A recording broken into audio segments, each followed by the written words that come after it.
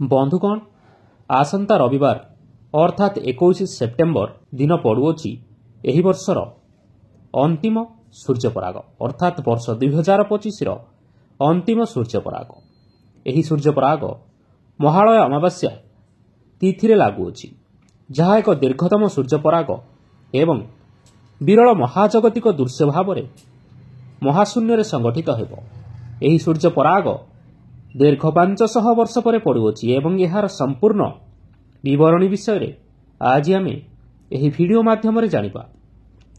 ଏହା ଏକ ସମ୍ପୂର୍ଣ୍ଣ ସୂର୍ଯ୍ୟପରାଗ ହେବା କାରଣରୁ ଏହା ବହୁତ ବିରଳ ରହିବ ଏବଂ ଗ୍ରହ ନକ୍ଷତ୍ରମାନଙ୍କ ମଧ୍ୟରେ ଏକ ଅଦ୍ଭୁତ ମହାସଂଯୋଗ ମଧ୍ୟ ସୃଷ୍ଟି କରିବା ପାଇଁ ଯାଉଅଛି।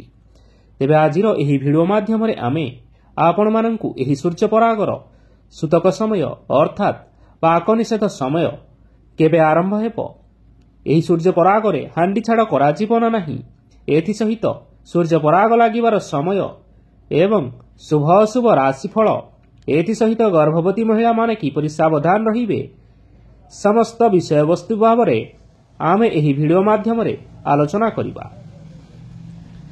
ତେବେ ତାହା ପୂର୍ବରୁ ଆପଣମାନଙ୍କୁ ଅନୁରୋଧ, ଏହି ଭିଡ଼ିଓକୁ ଗୋଟିଏ ଲାଇକ୍ କରିନିଅନ୍ତୁ ଏବଂ ଯଦି ଆପଣମାନେ ଏପର୍ଯ୍ୟନ୍ତ ଆମ ଚ୍ୟାନେଲକୁ ସବସ୍କ୍ରାଇବ୍ କରିନାହାନ୍ତି ତାହେଲେ ବର୍ତ୍ତମାନ ହିଁ ସବସ୍କ୍ରାଇବ୍ କରିନିଅନ୍ତୁ। ତେବେ ଆସନ୍ତୁ ଜାଣିବା।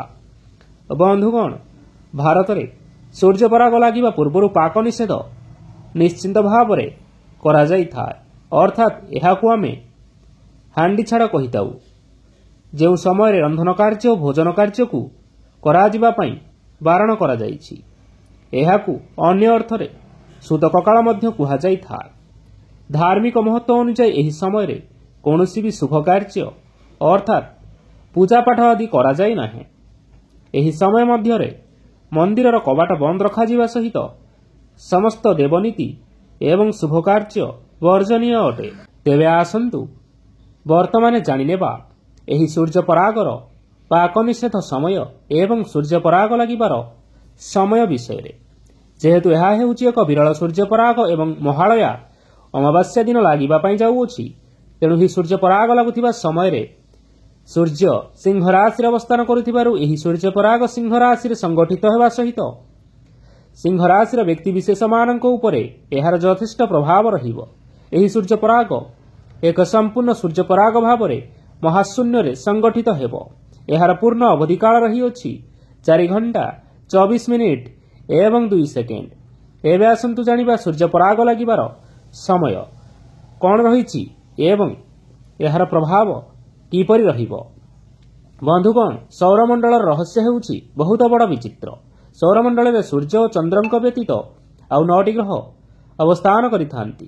ସେଥିମଧ୍ୟରୁ ପୃଥିବୀ ହେଉଛି ଅନ୍ୟତମ ଏବଂ ଏହି ପୃଥିବୀ ପୃଷ୍ଠରେ ଆମେ ବସବାସ କରିଛୁ। ଯେହେତୁ ଚନ୍ଦ୍ର ହେଉଛନ୍ତି ପୃଥିବୀର ଉପଗ୍ରହ, ତେଣୁ ସୂର୍ଯ୍ୟପରାଗ ଏବଂ ଚନ୍ଦ୍ରଗ୍ରହଣ କେବଳ ପୃଥିବୀ ପୃଷ୍ଠରେ ଦୃଶ୍ୟମାନ ହୋଇଥାଏ। ସୂର୍ଯ୍ୟପରାଗ ସାଧାରଣତଃ ଅମାବାସ୍ୟା ତିଥିରେ ଏବଂ ଚନ୍ଦ୍ରଗ୍ରହଣ ପୂର୍ଣ୍ଣିମା ତିଥିରେ ହୋଇଥାଏ। ଯେହେତୁ ଏହା ହେଉଛି ସୂର୍ଯ୍ୟପରାଗ, ତେଣୁ ଏହା ଅମାବାସ୍ୟା ତିଥିରେ ଲାଗିବା ପାଇଁ ଯାଉଅଛି।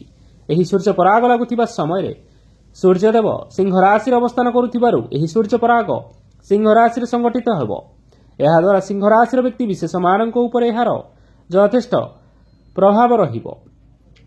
ସାଧାରଣତଃ ଗ୍ରହଣ ଲାଗିବାର 9 ଘଣ୍ଟା ପୂର୍ବରୁ ଏବଂ ସୂର୍ଯ୍ୟପରାଗ ଲାଗିବାର 12 ଘଣ୍ଟା ଅର୍ଥାତ୍ 4 ପ୍ରହର ପୂର୍ବରୁ ପାକ ନିଷେଧ ବା ହାଣ୍ଡି ଛାଡ଼ କରାଯାଇଥାଏ। ଏହି ସମୟକୁ ଆମେ ସୂତକ ସମୟ ମଧ୍ୟ କହିଥାଉ। ଏହି ପରାଗ ଲାଗୁଥିବା ସମୟରେ ଖାଦ୍ୟ ଗ୍ରହଣ କରିବାକୁ ସମ୍ପୂର୍ଣ୍ଣ ଭାବରେ ବାରଣ କରାଯାଇଛି, କାରଣ ସୂର୍ଯ୍ୟପରାଗ ଲାଗିବା ସମୟରେ ପେଟରେ କିଛି ଖାଦ୍ୟ ପଦାର୍ଥ ନ ରହିବା ହିଁ ଭଲ। ତେଣୁ 12 ଘଣ୍ଟା ପୂର୍ବରୁ ହାଣ୍ଡି ଛାଡ଼ କରାଯାଇଥାଏ। ତେବେ ଏବେ ଆସନ୍ତୁ ଜାଣିନେବା ସୂର୍ଯ୍ୟପରାଗ କେଉଁ ସମୟରେ ଲାଗିବା ପାଇଁ ଯାଉଅଛି। ସୂର୍ଯ୍ୟପରାଗର ସମୟ। ଏହି ସୂର୍ଯ୍ୟପରାଗର ଗ୍ରାସ ବା ପରାଗ ଲାଗିବାର ସମୟ ହେଉଛି 21 ସେପ୍ଟେମ୍ବର ରାତ୍ରି 10:59 ଏବଂ 43 ସେକେଣ୍ଡରୁ ଆରମ୍ଭ ହେବ ଏବଂ ଏହି ସୂର୍ଯ୍ୟପରାଗ ମଧ୍ୟରାତ୍ରି 3:23 ଏବଂ 45 ସେକେଣ୍ଡରେ ସମାପ୍ତ ହେବ, ଅର୍ଥାତ୍ ଏହି ସୂର୍ଯ୍ୟପରାଗ ମୋକ୍ଷ ପ୍ରାପ୍ତି ହେବ। ଏହି ସୂର୍ଯ୍ୟପରାଗର ମଧ୍ୟକାଳ ରହିଅଛି ମଧ୍ୟରାତ୍ର 1:11 ଏବଂ 59 ସେକେଣ୍ଡ।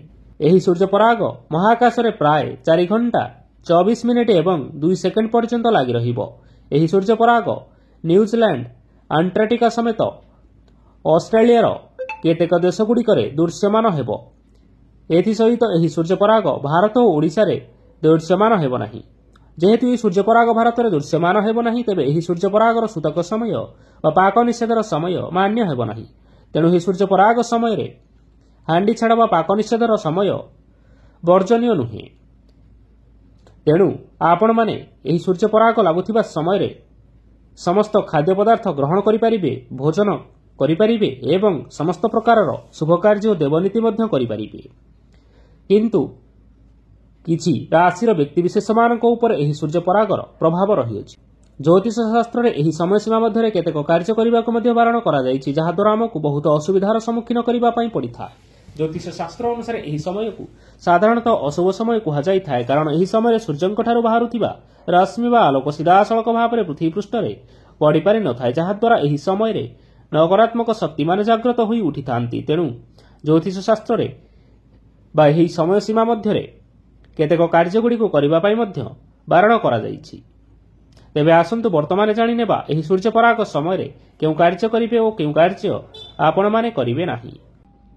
खाद्य तैयारी करंतु नाही। सूर्यपराग समय रे खाद्य पदार्थ रोषेई करबाकू अशुभ मना जाइଥାଏ, कारण एही समय रंधा होइतिबा खाद्य ज्योतिष शास्त्र अनुसार संपूर्ण भाव में अशुद्ध होइଥାଏ।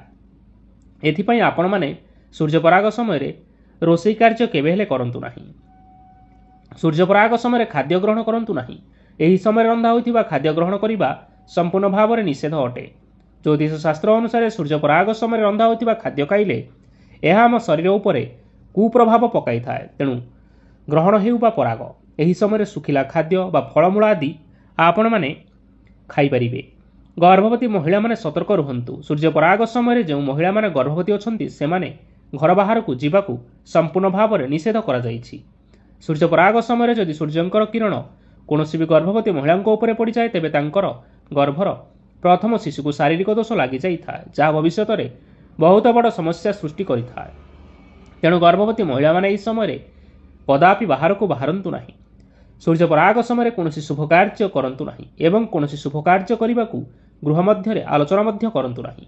एहा द्वारा आपण मानकर परिवार रे अनिष्ट होइଥାଏ। सूर्यपराग समय ठाकुर पूजा केबे हेले करंतु नाही। एही समय ठाकुर घर को संपूर्ण रूप से बंद करी रखंतु एवं सूर्यपराग समय कोनोसी वृक्ष बा गछलता आदि को स्पर्श करंतु नाही। सूर्यपराग समय अन्नदान करिबार उत्तम समय मना जाइछि। एमिति कहा जाय कि सूर्यपराग समय अन्नदान करिले शरीर में कोनोसी रोग होई नथाय। पराग शेष होवा पर स्नान करिबा ओ पिंधिथिबा वस्त्र को धोई नेबा उचित एवं निज घरे गंगाजल छिंचन करी पवित्र करि नेबा उचित एवं एहा परे निजर सामर्थ्य अनुसायी दुखी और दरिद्र लोकमानंकु अर्थ वस्त्र बा भोजन इत्यादि आपण माने दान भाव में दे पारिबे। सूर्यपराग समय क्या कथबार्ता हुंतु नहीं। ओही सही समय भगवान माला जप करंतु। एहा द्वारा ग्रहर खराब प्रभाव आपण मानक उपरे पड़ी पारि नथाय एवं सूर्यपराग समय सूर्यंक ठारू बाहारुथिबा किरण अत्यंत क्षतिकारक होइଥାଏ। एथिपई सूर्यपराग समय आपण माने आपण मानकर गृहर समस्त कबाट और झरका आदि बंद करी रखि दियंतु, जहा द्वारा सूर्यंकर किरण प्रवेश करि पारिबो नाही।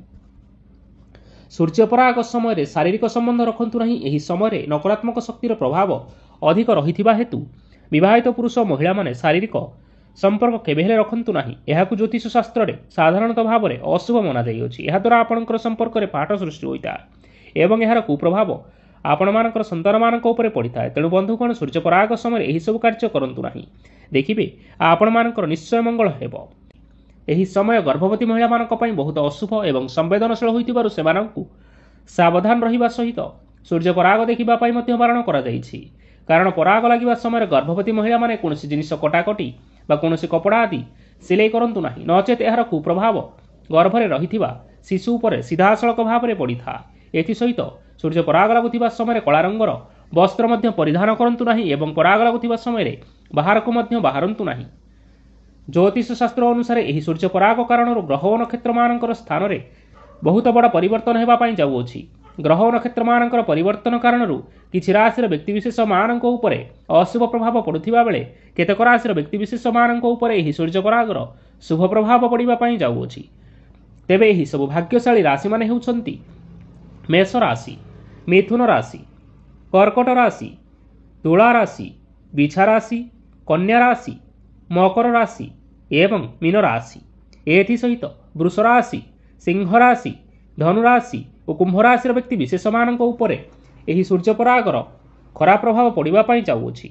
ତେଣୁ ଏହି 4ଟି ରାଶିର ବ୍ୟକ୍ତି ବିଶେଷମାନେ ଏହି ସୂର୍ଯ୍ୟପରାଗ ସମୟରେ ସାବଧାନ ରହିବା ପାଇଁ ଚେଷ୍ଟା କରନ୍ତୁ ଏବଂ ଏହି ସମୟରେ ଭଗବାନଙ୍କର ନାମ ଜପ କରନ୍ତୁ।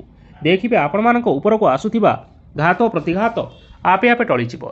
ତେବେ ବନ୍ଧୁଗଣ, ଏହା ଥିଲା ଏହି ବର୍ଷ ବା ବର୍ଷ 2025ର ଅନ୍ତିମ ସୂର୍ଯ୍ୟପରାଗର ସମ୍ପୂର୍ଣ୍ଣ ବିବରଣୀ ବିଷୟରେ। ଆଶା କରୁଛୁ ଆପଣମାନଙ୍କୁ ଏହି ଭିଡ଼ିଓଟି ନିଶ୍ଚୟ ପସନ୍ଦ ଆସିଥିବ। ପସନ୍ଦ ଆସିଥିଲେ ଏହି ଭିଡ଼ିଓକୁ ଲାଇକ୍ କରିବା ସହିତ ଆପଣଙ୍କର ପ୍ରିୟଜନମାନଙ୍କ ସହିତ ସେୟାର କରିନିଅନ୍ତୁ।